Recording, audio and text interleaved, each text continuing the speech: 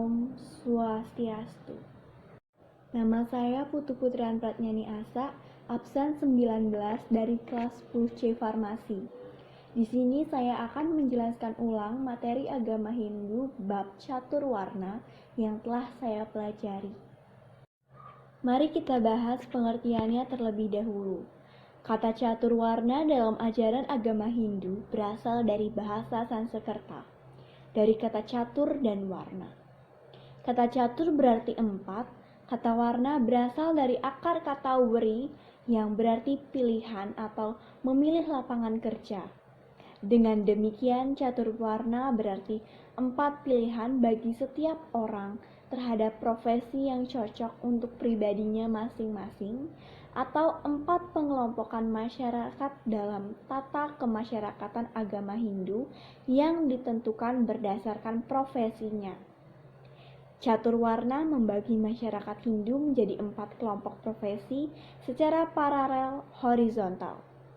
Warna ditentukan oleh guna dan karma. Guna adalah sifat, bakat, dan pembawaan seseorang. Sedangkan karma artinya perbuatan atau pekerjaan guna dan karma. Inilah yang menentukan warna seseorang. Menurut Sloka Bhagavad Gita bab 4, Sloka 13,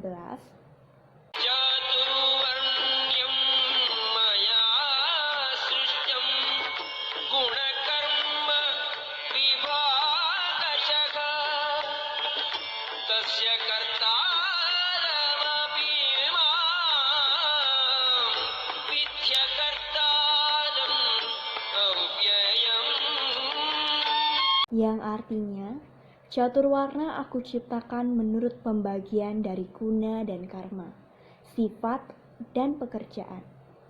Meskipun aku sebagai penciptanya, ketahuilah aku mengatasi gerak dan perubahan. Setelah membahas pengertian dari catur warna, sekarang kita akan masuk ke dalam bagian-bagian catur warna. Yang pertama yaitu Brahmana warna. Brahmana warna adalah individu atau golongan masyarakat yang berkecimpung dalam bidang kerohanian. Keberadaan golongan ini tidak berdasarkan atas keturunan, melainkan karena ia mendapatkan kepercayaan dan memiliki kemampuan untuk menjalankan tugas itu. Seseorang disebut Brahmana karena ia memiliki kelebihan dalam bidang kerohanian. Yang kedua yaitu ada Ksatria warna. Ksatria warna ialah individu atau golongan masyarakat yang memiliki keahlian di bidang memimpin bangsa dan negara. Keberadaan golongan ini tidak berdasarkan atas keturunan, melainkan karena ia mendapatkan kepercayaan dan memiliki kemampuan untuk menjalankan tugas itu. Seseorang disebut ksatria karena ia memiliki kelebihan dalam bidang kepemimpinan. Yang ketiga yaitu Vaishya warna. Vaishya warna adalah individu atau golongan masyarakat yang memiliki keahlian di bidang pertanian dan perdagangan. Keberadaan golongan ini tidak berdasarkan atas keturunan, melainkan karena ia mendapatkan kepercayaan dan memiliki kemampuan untuk menjalankan tugas-tugas untuk meningkatkan kesejahteraan masyarakat. Seseorang disebut Vaishya karena ia memiliki kelebihan dalam bidang pertanian dan perdagangan. Yang keempat yaitu ada Sudra warna. Sudra warna ialah individu atau golongan masyarakat yang memiliki keahlian di bidang pelayanan atau membantu. Keberadaan golongan ini tidak berdasarkan atas keturunan, melainkan karena ia memiliki kemampuan tenaga yang kuat dan mendapatkan kepercayaan untuk menjalankan tugas-tugas untuk memberikan pelayanan kepada masyarakat. Seseorang disebut Sudra karena ia memiliki kelebihan dalam bidang pelayanan. Dalam uraian singkat tentang penjelasan bagian-bagian catur warna yang sudah saya jelaskan tadi, catur warna adalah mengelompokkan masyarakat berdasarkan guna dan karma. Penggolongan masyarakat ini didasarkan atas fungsional. Oleh karena pembagian golongan ini didasarkan atas tugas, kewajiban, dan fungsinya di dalam masyarakat. Penggolongan ini bukan bersifat turun-temurun. Sistem warna tidak sama dengan kasta, sebab agama Hindu mengutamakan ajaran Tatwam Asi, yang artinya ia adalah kamu, saya adalah kamu, dan semua makhluk adalah sama dalam memupuk pergaulan dan kerjasama dalam masyarakat. Tinggi rendahnya kedudukan seseorang di dalam masyarakat tidak ditentukan oleh keturunannya, melainkan oleh kemampuannya untuk menjalankan suatu tugas.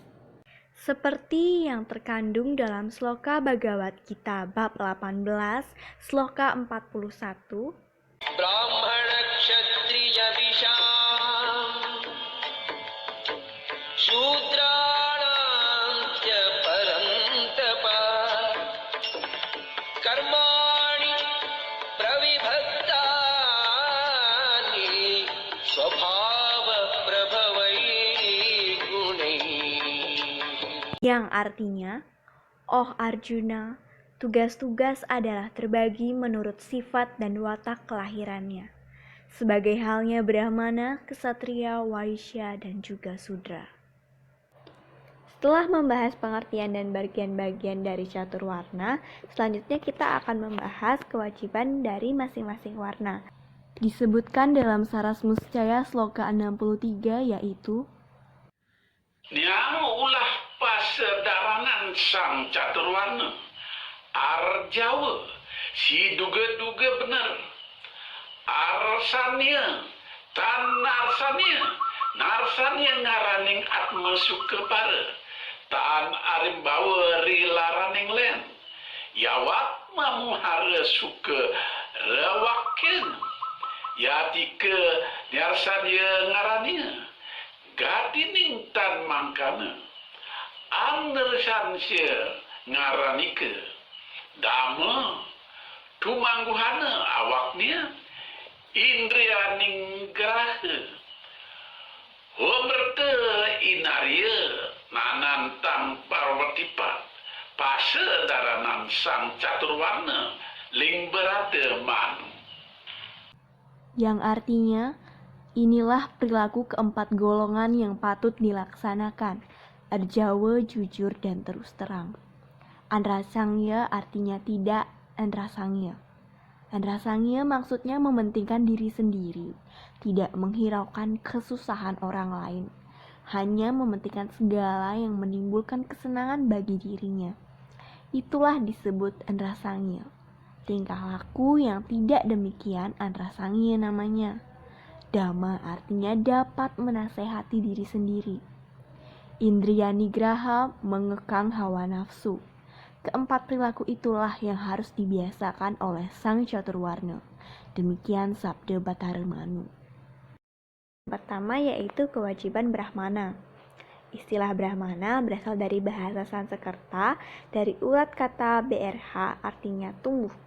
Dari arti kata ini dapat kita gambarkan bahwa fungsi Brahmana adalah untuk menumbuhkan daya cipta rohani umat manusia untuk mencapai ketentraman hidup lahir batin. Brahmana juga berarti pendeta, karena tugas atau kewajiban pokok dari warna Brahmana adalah mempelajari Weda atau bisa disebut Weda Dhyana dan memelihara Weda-Weda itu atau disebut Weda Daraksana. Warna Brahmana tidak boleh melakukan pekerjaan duniawi. Untuk kehidupannya, dia harus dibantu oleh warna-warna lainnya. Warna Brahmana ini adalah golongan atau mereka yang berkecimpungan dalam bidang kerohanian. Dalam kitab Sarasmuscaya Sloka 56, kewajiban Brahmana dijelaskan sebagai berikut. nya dharma sang Brahmana mangjaya mayatnya maweha dana punya magalama atirta emarhana wikwaning yatnya mananggapa dana, yang artinya adalah berikut inilah dharma sang Brahmana: mempelajari Weda, mengadakan upacara kebaktian atau pujaan, memberikan amal sosial, berkunjung ke tempat-tempat suci, memberikan ajar-ajaran, penerangan-penerangan agama, memimpin upacara, dan dibenarkan menerima sedekah. Yang kedua yaitu ada kewajiban kesatria. Kata kesatria berasal dari bahasa Sanskerta. Artinya suatu susunan pemerintahan atau juga berarti pemerintah, prajurit, daerah, keunggulan, kekuasaan, dan kekuatan. Kewajiban kesatria dalam caturwarna adalah memimpin pemerintahan. Untuk memerintah memerlukan kekuasaan. Kekuasaan itu memerlukan kekuatan. Seseorang kesatria untuk dapat memerintah harus punya kekuasaan dan kekuatan yang berdaulat.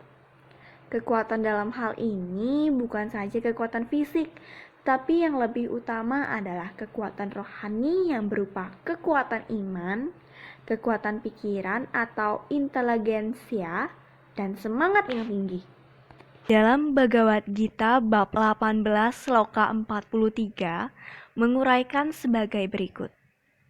Shauryam tejo dhritihi daksham yuddhe chapya palayanam danam ishvara bhavascha kshatram karma swabhavajam. Yang artinya berani, perkasa, teguh iman, cekatan, dan tak mundur dalam peperangan, dermawan, dan berbakat memimpin adalah karma atau kewajiban kesatria. Namun dalam Sarasmuscail bab 58 menguraikan kewajiban seorang kesatria agak berbeda sedikit dengan uraian Bhagavad Gita bab 18:43. Diuraikan sebagai berikut. Kuneng ulaha sang kesatria, umajaya sang yang weda, nitya agnihotra maga wayang hiadnya, ramak sang rat, kuninga ring wadwa, teka ring kula gotra, mawe dana, ia puan mangkana, swarga pada antuka dira delah.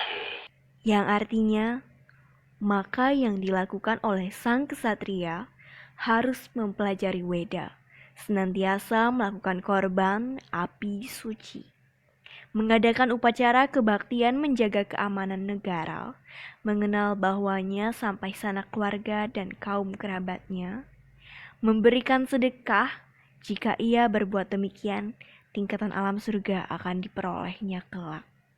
Yang ketiga yaitu kewajiban warna waisya. Warna waisya merupakan warna yang ketiga dalam susunan caturwarna. Kata waisya berasal dari bahasa Sanskerta dari urat kata wiye. Artinya bermukim di atas tanah tertentu. Dari urat kata tersebut lalu berkembang menjadi kata waisya yang artinya golongan pekerja atau seseorang yang mengusahakan pertanian.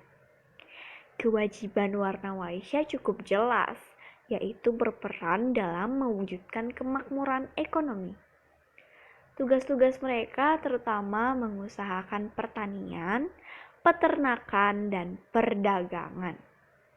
Waisya harus mengetahui dan mengatur harga barang-barang, terutama barang-barang yang merupakan kebutuhan pokok. Mereka harus mahir bercocok tanam, harus tahu soal-soal keadaan tanah di seluruh daerah. Apakah tanah itu subur atau tidak? Tanaman apa yang cocok untuk ditanam di masing-masing daerah? Mereka harus mahir dalam seluk-beluk timbangan dan barang-barang yang paling banyak mendatangkan keuntungan. Waisya harus mahir dalam bidang peternakan. Mereka harus selalu berdana punya pada golongan Brahmana dan membiayai pendirian tempat-tempat ibadah. Jadi warna waisya adalah golongan fungsional yang setiap orang memiliki watak tekun, terampil, hemat, cermat, dan keahlian serta bakat kelahirannya untuk menyelenggarakan kemakmuran masyarakat, negara, dan kemanusiaan. Dalam Saras Muscaya bab 59 diuraikan tentang kewajiban warna Waisya sebagai berikut.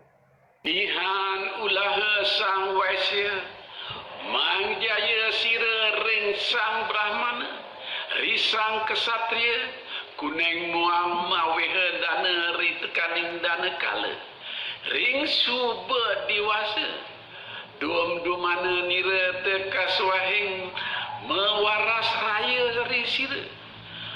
Magelema amuja ring sangyang dragni ngaranira sangyang apwiga, pratekya nira ahwaniya garna patya citagdi ahwanida ngaraniya apwi ring asuruha rumateng ipaningan grahaspatya ngaranira apwi ning winara apan agni saksi kekramaning winarang ikalaning wiwang citagni ngaranira apwi ning manuhu sawa nahan tesangyang trakdi ngaranira sira tepujan des sang Waisya ulah nira ike mangkana ya tumekaken sira ring swarga dlaga. Artinya adalah, yang patut dilakukan oleh sang Waisya ialah harus belajar pada sang Brahmana maupun pada sang kesatria, dan hendaknya ia memberikan sedekah pada saatnya atau waktu persedekahan tiba. Pada hari yang baik, hendaklah ia membagi-bagikan sedekah kepada semua orang yang meminta bantuan kepadanya, dan taat mengadakan pemujaan terhadap 3 api suci yang disebut Triagni, yaitu 3 api suci yang perinciannya adalah Ahawaniya, Grihaspatya, dan Citagni. Ahawaniya artinya api tukang masak untuk memasak makanan. Grihaspatya artinya api untuk upacara perkawinan. Api inilah yang dipakai pada waktu perkawinan sebagai api yang berfungsi sebagai saksi dalam perkawinan. Citagni artinya api untuk membakar mayat. Api itulah yang disebut Triagni. Ketika api inilah yang harus dihormati dan dipuja oleh sang Waisya. Perbuatannya itu akan mengantarkan ia kelak ke surga. Lalu yang terakhir yaitu ada kewajiban warna Sudra. Kata Sudra berarti golongan pelayan. Kewajiban seorang Sudra yang utama ialah bekerja di bawah bimbingan dan pengawasan ketiga golongan yang lainnya. Ia menjalankan upacara keagamaan yang tidak memerlukan pembacaan mantra-mantra. Orang yang demikian dinamai kaum Sudra, orang malang. Kemalangan ini yang menyebabkan ia diletakkan dalam tingkat yang paling rendah, bukan dipaksakan kepadanya oleh masyarakat. Ia menjadi Sudra bukan karena dipaksa oleh masyarakat. Ia menjadi demikian karena ia tidak dapat dan tidak mampu karena kelemahan-kelemahannya sendiri. Meskipun demikian, ia pun tidak dibuang oleh masyarakat. Ia masih tetap sebagai salah satu seorang anggotanya. Dalam Saras Muscaya bab 60 dijelaskan bahwa Yapuan ulahaning Sudra patya sumewa ring sang Brahmana, ring sang kesatria, ring Waisya, yata krama juga. Paritusta sang telun sinewakannya, hilang tepapanya, sida sakariannya. yang artinya akan halnya perilaku Sudra, setia mengabdi kepada Brahmana, Kesatria, dan Waisya sebagaimana mestinya.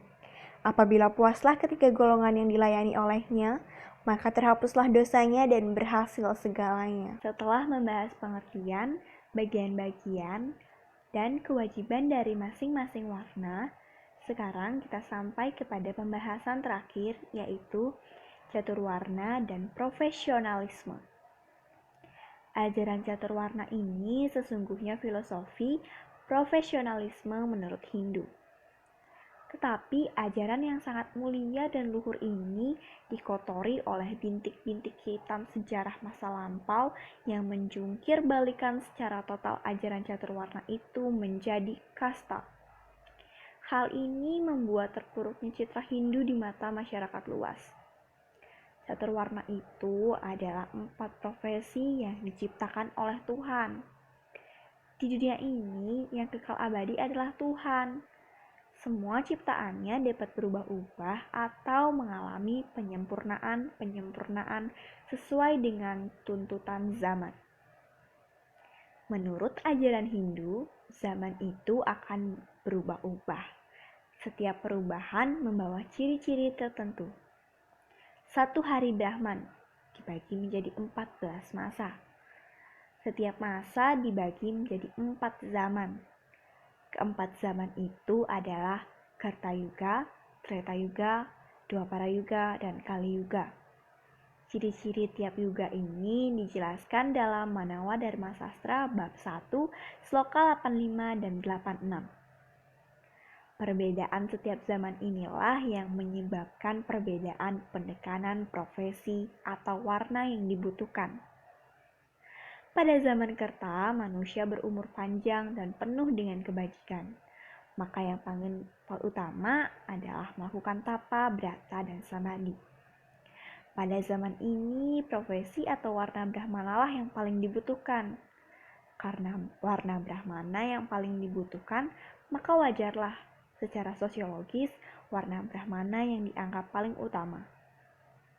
Pada zaman Kerta, kesucianlah yang dianggap paling penting.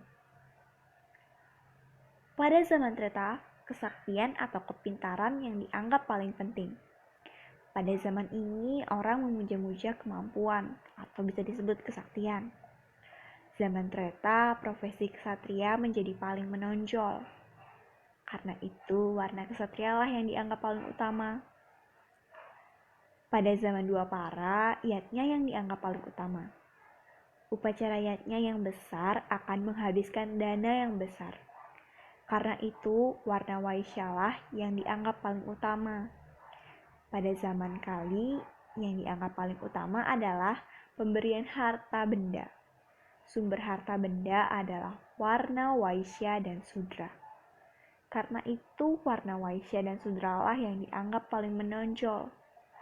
Kedudukan utama pada masing-masing warna yang didapatkan pada setiap zaman hanyalah merupakan kampungan sosiologis saja. Kalau ditinjau secara fisiologis, semua warna adalah penting pada setiap zaman dan pada setiap orang. Menurut Profesor Dr. Ide Bagus Mantra, catur warna secara filosofi ada pada setiap orang. Dalam bercita-cita, hendaknya seseorang itu menjadikan dirinya seorang Brahmana. Dalam mengembangkan cita-cita, seseorang hendaknya menjadi seorang ksatria. Dalam hal memelihara kemakmurannya, hendaknya ia menjadi seorang waisya. Melayani semua itu, hendaknya ia menjadi sudra. Keempat warna atau profesi itu, unsur-unsur dasarnya ada pada diri setiap orang. Idealnya, keempat profesi itu dapat ditumbuhkan secara seimbang dan profesional. Keempat warna itu akan dapat saling isi-mengisi antar satu dengan yang lainnya. Pengelompokan masyarakat ke dalam empat warna itu akan menumbuhkan hubungan sosial yang saling membutuhkan. Keretakan di antara profesi itu akan dapat merugikan semua pihak. Demikianlah penjelasan ulang dari saya tentang bab catur warna. Mohon maaf apabila ada kesalahan dalam menjelaskan dan berkata-kata. Akhir kata saya ucapkan terima kasih. Om Santi Santi Santi. Om.